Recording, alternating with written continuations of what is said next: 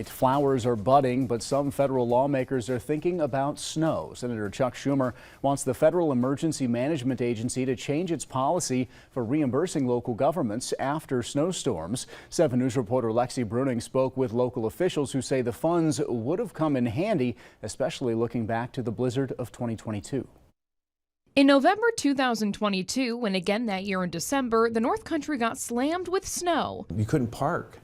You couldn't clear the parking lots for the grocery stores. Cars were in ditches, emergency shelters were popping up.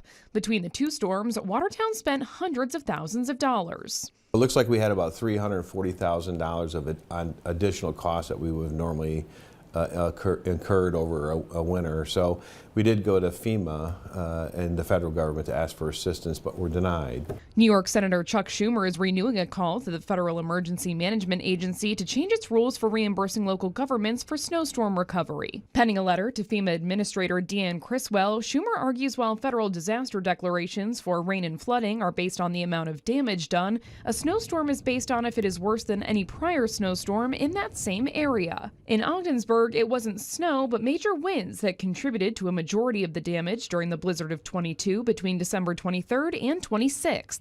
Its docks were damaged, costing it around $500,000. St. Lawrence County became eligible for federal funding after President Joe Biden approved a major disaster declaration in the state in March last year, and FEMA will cover about 75% of dock repairs up front. But the $80,000 the city spent in overtime costs for emergency and Department of Public Works crews came out of the Maple City's budget. While we are constantly sort of doing our best to plan for the unplanned things, it is always difficult when you are fiscally stressed like the city is, coming up with the funding to make sure that you can get out there and respond appropriately. With Schumer's proposal, future snowstorms, even if less severe than the blizzard of 22, could reimburse overtime costs. Lexi Bruning, 7 News.